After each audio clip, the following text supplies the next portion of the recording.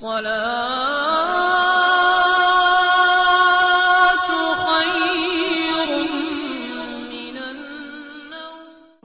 باللہ من الشیطان الرجیم بسم اللہ الرحمن الرحیم السلام علیکم ورحمۃ اللہ وبرکاتہ۔ میرے عزیز بھائیو بہنوں اور بچوں، قرآن مجید میں جتنے بھی قصے ہیں، جتنی بھی کہانیاں ہیں، وہ سب ہمارے لیے ہیں، اور ان سبھی قصوں سے اللہ تعالی ہمیں کچھ نہ کچھ سمجھانا چاہتا ہے۔ اسی طرح کا ایک قصہ حضرت یوسف علیہ السلام کا ہے، اور میرا اللہ فرماتا ہے کہ حضرت یوسف علیہ السلام کا قصہ سب سے خوبصورت ترین ہے، اور یہ پورے قرآن میں ایک ہی صورت ہے اور مسلسل صورت ہے، اور یوسف علیہ السلام اور حضرت موسیٰ علیہ السلام نے کچھ مطابقت بھی ہے، یعنی ان کے کچھ آپس میں ملتے جلتے قصے چلتے ہیں۔ حضرت یوسف علیہ السلام کے قصے میں ماں کا کوئی ذکر نہیں، باپ کو اللہ تعالیٰ نے ہائی لائٹ کیا، اور حضرت موسیٰ علیہ السلام کے قصے میں باپ کا ذکر کوئی نہیں، ماں کو ہائی لائٹ کیا۔ میرے اللہ نے ایک نبی کے ذریعے سے ماں کا مقام ہمیں بتایا، اور ایک نبی کے ذریعے سے میرے اللہ نے ہمیں باپ کا مقام بتایا۔ اور ایک بات اس میں میں ضرور کہنا چاہوں گا کہ ماں باپ دونوں ہی ہمارے لیے بہت اہم ہے، اور بطور باپ جیسے حضرت یعقوب علیہ السلام کو قرآن نے پیش کیا ہے اور کسی کو ایسے نہیں پیش کیا گیا، یوسف علیہ السلام کو پانی میں پھینکا گیا، اور حضرت موسیٰ علیہ السلام کو بھی پانی میں بہایا گیا۔ حضرت یوسف علیہ السلام کو پھینکنے والے ان کے بھائی تھے، اور حضرت موسیٰ علیہ السلام کو پانی میں بہانے والی ان کی والدہ تھی۔ موسیٰ علیہ السلام جا کے مصر کے دربار میں پہنچے، اور حضرت یوسف علیہ السلام بھی پانی سے نکل کے مصر کے دربار میں پہنچے۔ حضرت یوسف علیہ السلام پہ تہمت لگی، اور حضرت موسیٰ علیہ السلام سے خطا ہوئی، کیونکہ ان پہ تہمت نہیں تھی، ان کے ہاتھوں سے واقعی ایک قتل ہوا تھا، اور حضرت موسیٰ علیہ السلام کو مصر سے بھاگنا پڑا، اور حضرت یوسف علیہ السلام کو مصر میں قید ہونا پڑا۔ حضرت موسیٰ علیہ السلام کنعان سے دوبارہ مصر آئے، اور حضرت یوسف علیہ السلام نے کنعان سے اپنے سارے عزیز و اقارب دوبارہ مصر میں بلا لیا۔ حضرت موسیٰ علیہ السلام کا بچپن ماں کے گرد گھومتا ہے، اور حضرت یوسف علیہ السلام کا بچپن باپ کے گرد گھومتا ہے۔ یوسف علیہ السلام کو بھائیوں نے دھکا دیا، اور حضرت موسیٰ علیہ السلام کو بہن نے ماں تک پہنچایا۔ ان کی بہن نے کیسے پہنچایا حضرت موسیٰ علیہ السلام کی، کہ جب دودھ پلانے کا واقعہ ہوا وہاں پر، تو انہوں نے ہی یہ کوشش کی، اور وہ کوشش اللہ کے حکم سے کامیاب ہو گئی کہ حضرت موسیٰ علیہ السلام واپس اپنی والدہ کی گود میں جا پہنچے۔ حضرت یوسف علیہ السلام کو خواب آتا ہے، اور وہ خواب اپنے باپ کو بتاتے ہیں۔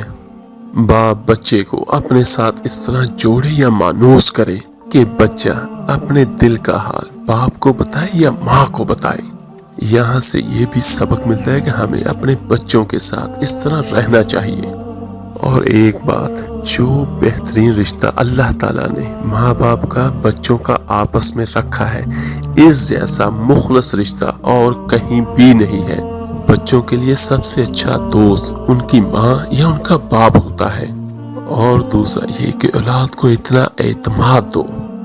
یہ میری والدین سے ایک ریکویسٹ ہے کہ بچے اپنے دل کا حال بھی آپ کو بتا سکیں، اپنا ہمراز آپ کو بنائیں، کیونکہ اگر وہ اپنے ہمراز اپنے دوستوں کو بتائیں گے تو ان سے غلط مشورے بھی آ سکتے ہیں، لیکن والدین سے غلط مشورہ انشاءاللہ نہیں ہوگا۔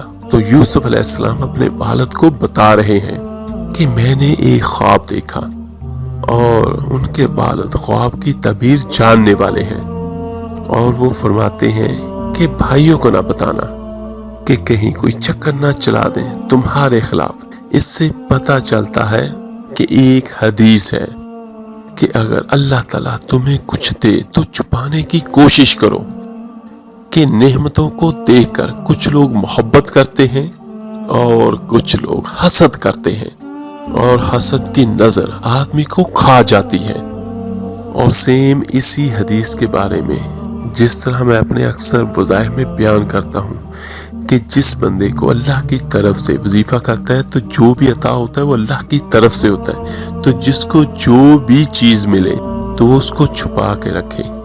اور میرے بھائیو، حسد ایسی بیماری ہے جس کا علاج کوئی نہیں۔ میرے اللہ نے فرمایا دشمن کا علاج ہے، دشمن کے ساتھ اچھا سلوک کر، وہ تیرا دوست ہو جائے گا۔ اور حاسد کا بھی اللہ نے کہا کہ علاج کوئی نہیں، تو پھر کیا کرنا چاہیے کہ مجھ سے پناہ مانگ، ومن شر حاسد اذا حسد۔ میرے عزیزوں، اللہ نے حسد کا علاج نہیں بتایا، اللہ نے یہ کہا کہ اس سے پناہ مانگو، یا اللہ بس تو ہی جان بچا۔ پورا قصہ تو بہت لمبا ہے، میں کوشش کرتا ہوں آپ کو وہ بیان کرتا ہوں جس سے پورا خلاصہ آپ کو پتا چلے، جو مین اس کی چیز ہے۔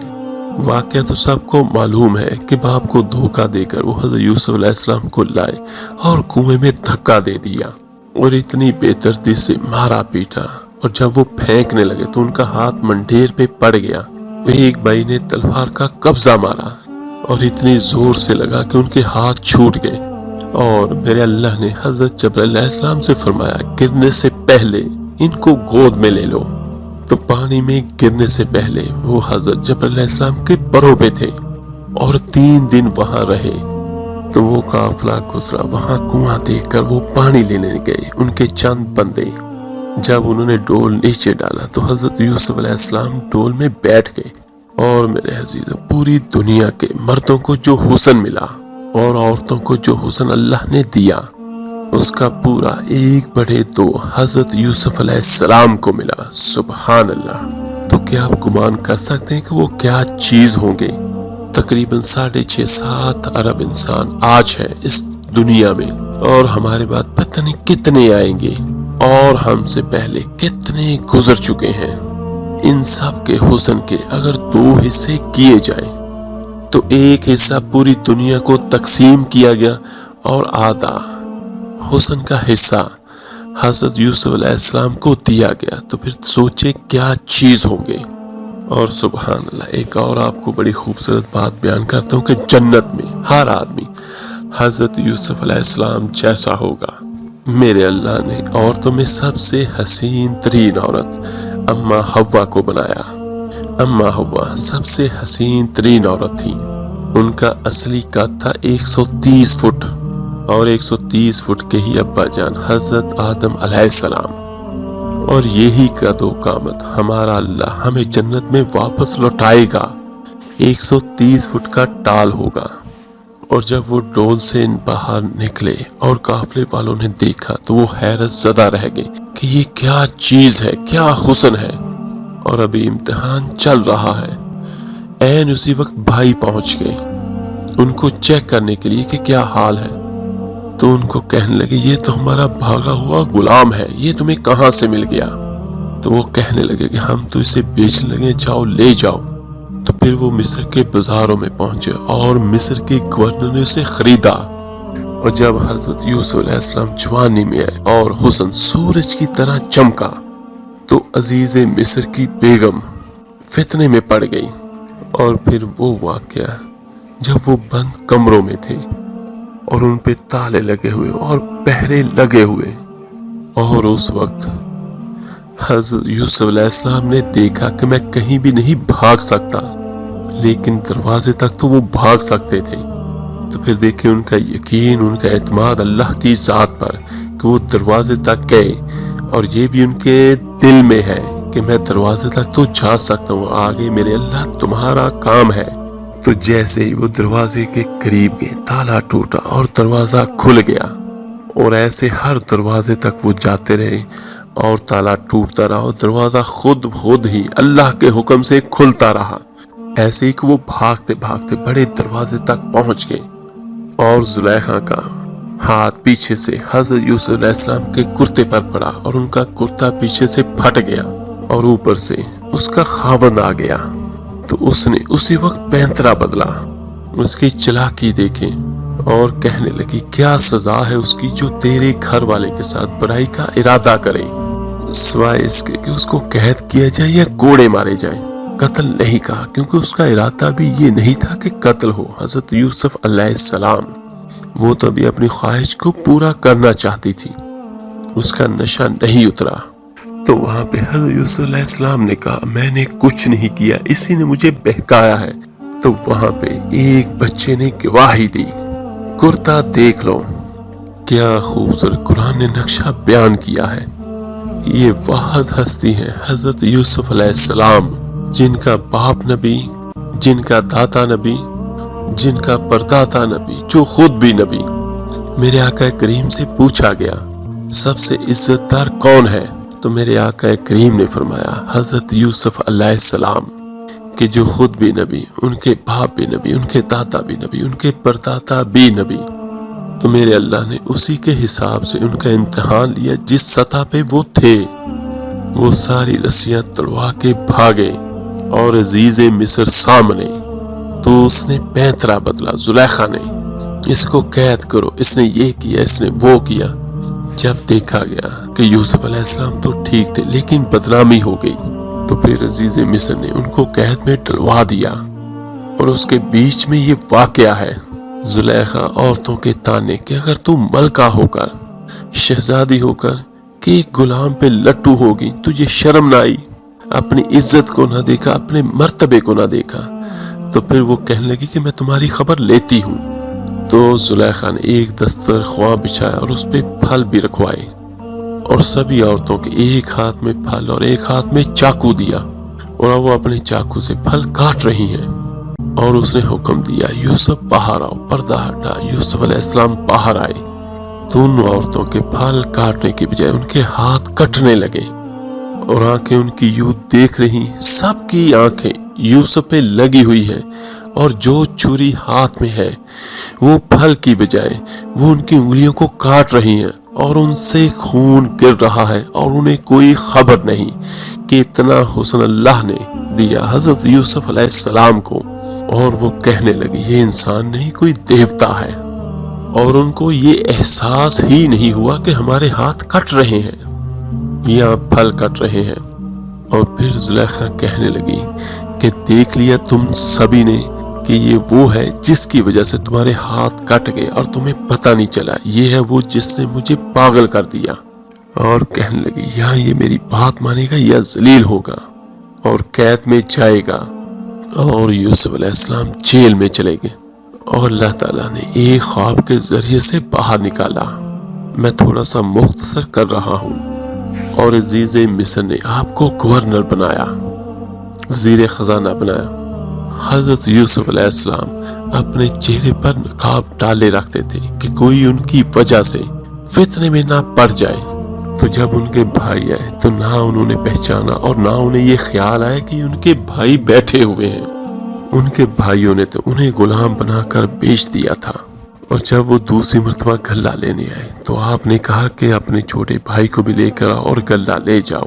تو جب دوبارہ وہ غلہ لینے آئے تو بنیامین کو انہوں نے روک لیا تھا، اور حضرت یعقوب علیہ السلام کو بھائیوں نے بتایا کہ عزیز مصر نے روک لیا ہے بنیامین کو۔ تو حضرت یعقوب علیہ السلام کو 40 سال کا طویل عرصہ گزر چکا تھا۔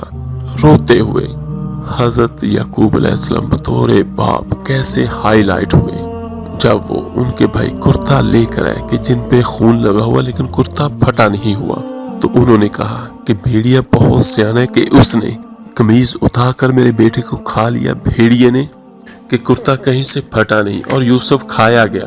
اور انہوں نے کہا کہ یہ سب تمہارا فریب ہے، اور کہنے لگے کہ بچوں تم نے بڑا ظلم کیا لیکن میری زبان سے کبھی کوئی تانا نہیں سنو گے۔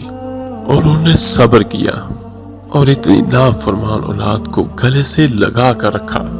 اور والدین کو بھی حضرت یعقوب علیہ السلام کی مثال سامنے رکھنی چاہیے کہ نافرمان اولاد کو گلے سے لگایا اور کہیں بھی تانا نہیں دیا ہے کہ تم نے میرے بیٹوں کو مجھ سے جدا کر دیا۔ فصبر جمیل، صبر کے ساتھ۔ تو جب حضرت یوسف علیہ السلام نے بنیامین کو روک لیا تو حضرت یعقوب علیہ السلام نے خط لکھا وزیر خزانہ کو۔ انہیں کیا پتا کہ آگے ان کا بیٹا ہے۔ خط میں کیا لکھتے ہیں کہ ہم انبیاء کی اولاد میں سے ہیں، ہم چور نہیں ہیں اور بڑے امتحان سے گزر رہے ہیں۔ میرے دادا کو آگ میں ڈالا گیا، میرے باپ کو چھری کے نیچے سے نکالا گیا، میرے بیٹے کو مجھ سے چھینا گیا، 40 برس گزر گئے، اس کی یاد میں اندھا ہو گیا ہوں، اور میرا آخری سہارا تم نے اسے روک لیا ہے، برائے مہربانی اسے آزاد کر دو۔ اچھا، یعقوب علیہ السلام بھی نبی ہیں، اور حضرت یوسف علیہ السلام بھی نبی ہیں، اور حضرت یوسف علیہ السلام 1 ہفتے کی مسافت پر مصر میں ہے، لیکن اللہ کی طرف سے اجازت ہی نہیں ملی ہوگی کہ اپنے آپ کو بتانے کی، ورنہ وزیر خزانہ بنتے ہی کسی کو بھی بھیج سکتے تھے کہ جاؤ میرے والد کو بتاؤ۔ ادھر بھی خاموشی، ادھر بھی خاموشی۔ جب یہ خط پڑھا حضرت یوسف علیہ السلام نے تو رو پڑے اور اللہ سے دعا کی، اے اللہ مجھے اپنے آپ کو ظاہر کرنے دے۔ تو میرے اللہ نے ان کی دعا کو قبول کیا اور فرمایا ٹھیک ہے، ظاہر کر دو۔ تو پھر انہوں نے بھائیوں کو بلایا۔ وہ خواب جو تھا کہ حضرت یوسف علیہ السلام بے گناہ قید میں گئے، بادشاہ نے خواب دیکھا، تو وہ بندے کہنے لگے حضرت یوسف علیہ السلام سے کہ ہمارے بادشاہ نے یہ خواب دیکھا ہے، تم اس کی تعبیر بتا دو۔ انسانی فطرت کا تقاضا ہے کہ حضرت یوسف علیہ السلام کہتے مجھے بے گناہ جیل میں ڈالا اور میں تمہیں تعبیریں دوں، جاؤ دفع ہو جاؤ، لیکن نہیں۔ اور ان کا ایمانی رد عمل کیا تھا کہ انہوں نے صرف تعبیر مانگی، انہوں نے ایک چیز مانگی، تعبیر۔ تو حضرت یوسف علیہ السلام نے تعبیر بھی دی اور قحط سے نکلنے کا طریقہ بھی بتایا، اور قحط کے بعد خوشحالی آنے کی خوشخبری بھی دی۔ یہ نبی کے اخلاق ہے۔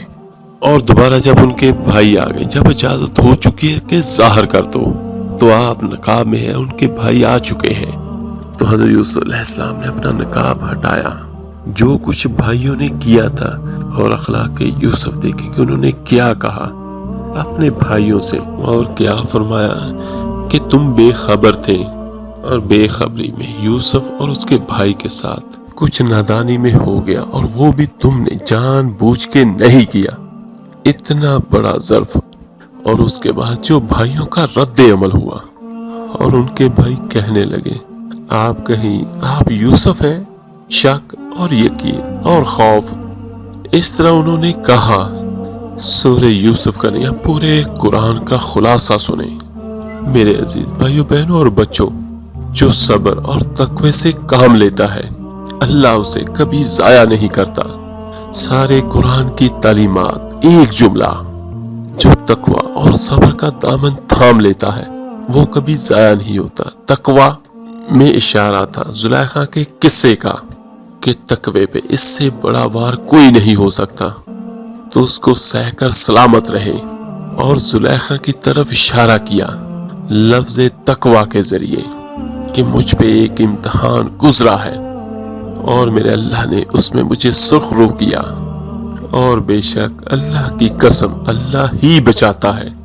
میرے عزیزو کبھی یہ دعویٰ نہ کرنا، اپنے طور پر کچھ بھی نہ کہیں کہ میں یہ کرتا ہوں، جو بھی کرتا ہے تو اس میں یہی کہیں اور یہی یقین رکھیں کہ میرا اللہ ہی کرتا ہے۔ اور تقوی گناہوں سے بچنا، تو زلیخا کا قصہ اس میں فٹ ہوتا ہے، اور جو بھائیوں کے ساتھ کر کے دکھایا، جو بادشاہ کے ساتھ کر کے دکھایا، خواب کی تعبیر دی، بھائی آئے تو کوئی تانا نہیں دیا، الفاظ دیکھیں اور پھول بکھیر دیے، اور بھائیوں کو شرمندگی سے بھی بچایا۔ اور جب یعقوب علیہ السلام واپس آئے اور پہنچے، اور جب کارگزاری سنانے لگے بھائیوں کے سامنے، تو پچھلی ساری کٹ کر کے کہا، کوئی کہانی نہیں سنائی کہ میرے بھائیوں نے مجھے کہاں ڈالا، کیسے ڈالا، کہاں بیچا، کیا کیا، اور اپنی کہانی کو صرف انہوں نے جیل سے شروع کیا۔ حضرت یعقوب علیہ السلام نے پوچھا کہ کیا ہوا، کیسے ہوا، تو صرف یہ کہا کہ بس ابا جان اللہ نے جیل سے نکالا۔ پچھلی ساری کہانی انہوں نے دفن کر دی کہ میرے ابا جان مصر والوں نے مجھے جیل میں ڈال دیا تھا، اور میرے اللہ نے بڑا کرم کیا، جیل سے نکالا اور آپ کو کنعان سے میرے پاس پہنچوایا۔ یہ سب میرے اللہ، میرے مولا کا کرم ہے، اپنے بھائیوں کو شرمندہ ہونے سے بچایا۔